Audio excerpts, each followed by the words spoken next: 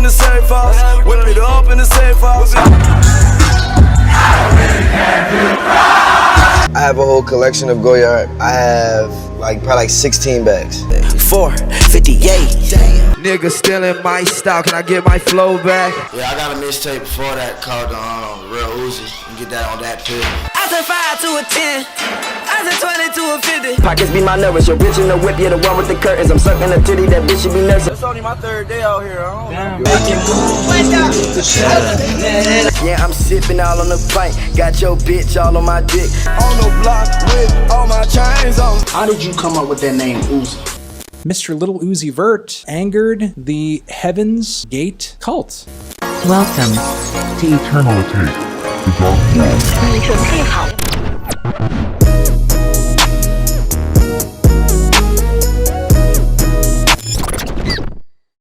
Go to the studio, y'all better pay them checks if y'all want to be on. I go to the studio, I go in there, they like what they hear, so they interested in working with me. I start working, it was from there. Shit just climbed. The Philly-born rapper Lil Uzi Vert's musical career, you can say, began when he was in 10th grade, when one of his friends was releasing music that was popping amongst a school, and that boy Uzi said, nah bruh, I'm jealous fam, so he decided to make his own music. But to be honest, around this time, nothing really significant took place musically, other than this one music video he was featured in with this clique he was associated with, called Steak Town, which Uzi left when he was 17. Codeine and lots of Sprite, got my body feeling alright, got a loose bitch with that pussy tight. Yo, I'm sure a lot of people saw that and was like, damn, he gonna be the hottest in the game one day. Yeah, I doubt it, but we all gotta start from somewhere, right? Uzi's first song that he ever dropped was a freestyle on SoundCloud called In the Field. 40 Glock posted on the block, then my shorty pop when that 40 stop. You a cold rat, informing cop, and all we do is hit the op. That beat was actually used first by that boy Big Soulja, Young Draco, a few months before that, in a song called I'm Swaggin'. Swag. I'm swag, baby girl, I'm swag. Now keep in mind that isn't the first Uzi song ever made, but it's the oldest song by him that we have available to us, which was January of 2014. A month later, Uzi would drop his first project called Purple Thoughts Volume 1, which honestly doesn't really sound that different from the Uzi that we have today. Cartel, cartel, cartel, cartel. On top of me, jocking me, sucking me properly, actually sucking me sloppily. Bitch, get off my dick again, cause I'm making all this money, and this shit ain't nothing. You the type of nigga that probably tip a cop off. Miami nice, and I'm riding with the top off. Alright, I'm lying. It definitely sounds different. It's still hard though. Usually a lot of rappers' first mixtapes be straight booty cheeks, bruh. Doodoo meat. But this actually sounds tough. How did you come up with that name, Uzi? Alright, well my name, first of all, it was Vert, and that's short for vertical. Okay. Vertical jump was straight to the top, so I'm going straight to the top. But one day I was rapping, I was in my hood rapping, and some old head was like, damn, you rapping fast, rap like a machine gun, rapping like a Uzi. Like a Uzi. Like a Uzi. Okay. Exactly. Like I said, that's a confident name right there. Like you say, Uzi, you can spit fast and everything. Yo, why Uzi's head looks so big on his body though, bro? It looked like he used a cheat code from NFL Blitz or something. Nah, that's my guy. Not too long after that mixtape though, thanks to DJ Diamond Cuts playing his music all over Philly radio, it caught the attention of Don Cannon and DJ Drama, as they took him under their wing as their protege. In August of that year, Uzi would release his second project, The Real Uzi. Look what the fuck you done start. Got your bitch on me, she wanna goggle. Moving on to January of 2015, DJ Carnage would release the song What Do You Want with Uzi, Rich the Kid, and A$AP Ferg. This would be Uzi's first breakthrough hit, and it may not have been a commercial success, but it definitely blew him up in the underground scene, as it did millions on millions of streams on YouTube and SoundCloud. Let a nigga know you get hit.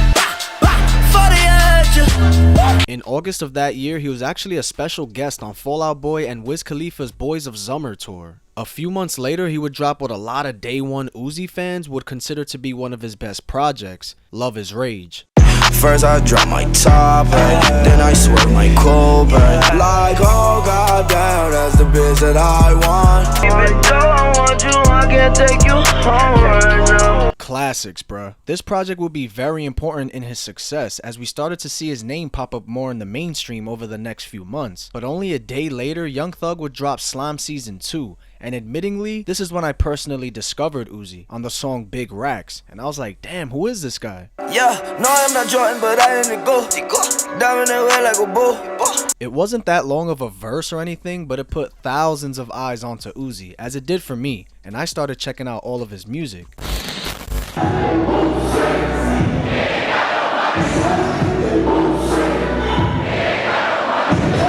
2016 is the year that many people from the new generation would consider the year to be their favorite year of Uzi. Hell, even just rap in general and how fun that summer was. But that's kind of besides the point. In April of that year, Uzi would drop one of my favorite projects, Lil Uzi Vert vs. the World, which to me is a classic, bruh, and literally has no skips. It's a tape that features some of Uzi's biggest hits too, such as Money Longer, You Was Right, and P's and Q's. All my niggas G'd up. Yeah, hit it from the back, watch a nigga bless you. Yeah, I told y'all, I made it mine. Yeah. Oh, hey. Yeah. Yeah. Yeah. Oh, that's talking about me right now.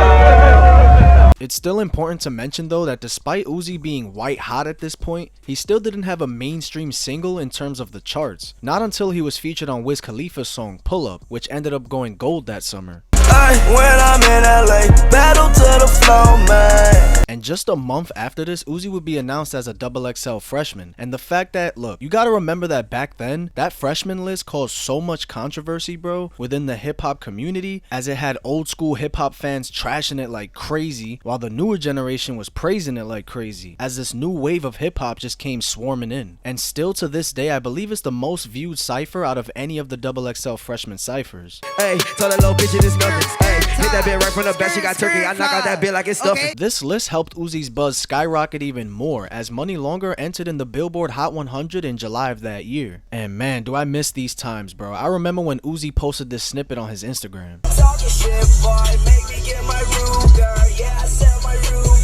Yo, I literally remember playing that snippet over and over again, bro, until Uzi finally dropped his project, The Perfect Love Tape, 2 weeks later, with many fans considering it to be one of his weaker projects, which I can kinda agree with, but at the time, this, Famous Dex, and Lil Yachty was like all I was bumping, bro, for real. That ain't no rolling, bitch, this is a Frank Mueller. Yeah, Frank Mueller. Hi haters, this is my world, so it's all in my favor. Moving on to October of that year, Uzi would be featured on the smash hit that went 4 times platinum, Bad and Bougie. Yeah. She back to the bone. And man, what else can I really say about this one? This song would literally introduce millions of casual rap fans onto Uzi, as not only did it skyrocket the Migos, but it helped Uzi rise even more, especially when so many people were talking about whether the verse was trash or not. Later on in November, on my birthday actually, Uzi would drop a tape with Gucci called 1017 vs. the World, and in my opinion, it could have been a dope little mixtape. If Gucci wasn't on it, he single-handedly ruined it for me, because honestly it does have some underrated bangers on it, bro, until Gucci's part comes on, of course. Had to slam my door, Mr. Yellow and White Gold. Diamonds on my choker, diamonds on my necklace. Driving in the Lamb, but I'ma get the Wraith.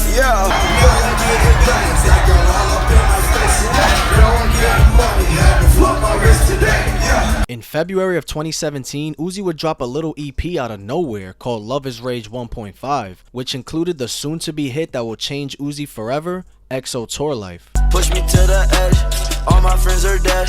Push me to the edge. So much water on my neck, my needle blow the song. Hey, I don't go nowhere without my ruler. EP on the ruler, ruler. The song XO Tour Life was undeniably a hit and ended up peaking at number 7 on the Billboard 100 and go platinum 6 times over, and finally thrusted Uzi to the top of the new wave. And after months and months of anticipation and teasing, Uzi finally released his debut album, Love Is Rage 2, selling 135 copies first week, and ended up spawning 2 more hits, The Way Life Goes and Sauce It Up. I know it hurts sometimes, but you'll get over it. Honestly, I love most of the songs on the tape, but my favorite probably has to go to 20 Minutes. The instrumental on that is just, I don't know, it just makes me levitate or some shit.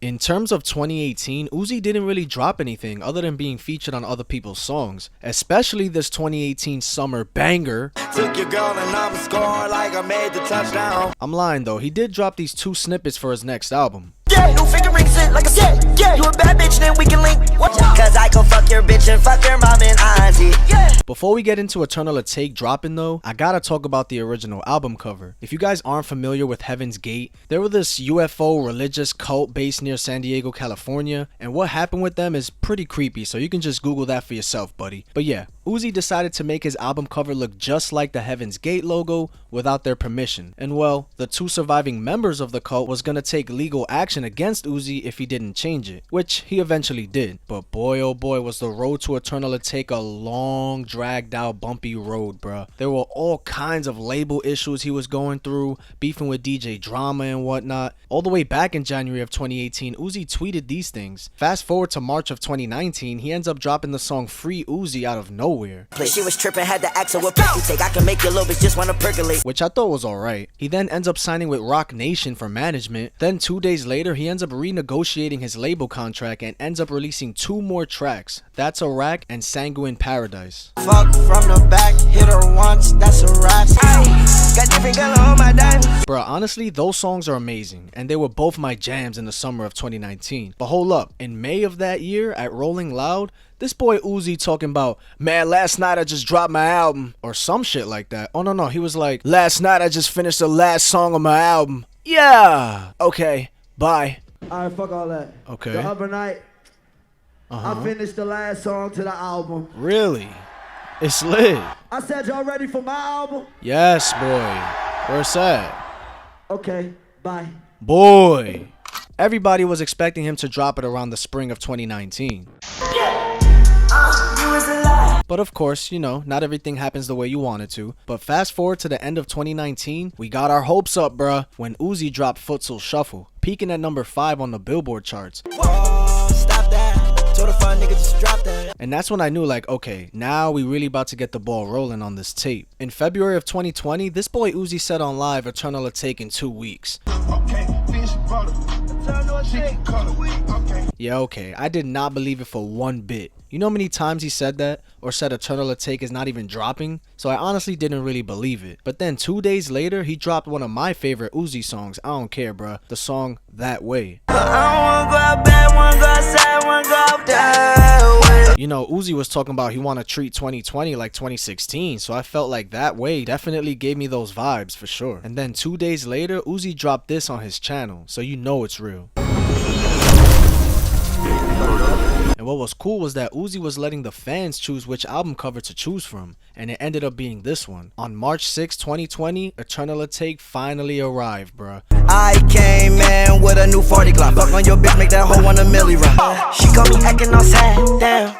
Everything bad, damn. You see me everywhere you look, no you can't hide or run. Get out this, yeah. To a lot of positive reviews, selling 288,000 copies first week, and earning the #1 spot on the Billboard Hot 100. It stayed at #1 for another week, selling another 247,000 copies. The reason for that though is because he decided to drop a whole nother mixtape, attaching it to Eternal Take, calling it a deluxe, which was titled Lil Uzi Vert vs. the World 2. Oh, you scared, huh? Oh, you pussy. I'ma make sure they remember me, cause I walk around with a lot of enemies.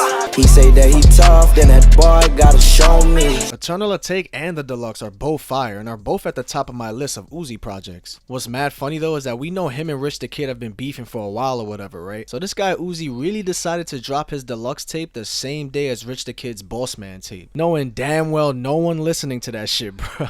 Also, I know this is randomly placed in the video, but it's important to note that Uzi is heavily inspired by Marilyn Manson, which has always made people speculate whether Uzi is a devil worshiper or not, because Marilyn is like the biggest Satanist there is. That's really up to you to decide though, but with all his satanic imagery and shit, I don't know, I wouldn't be surprised. I'm just here for the music, fam. This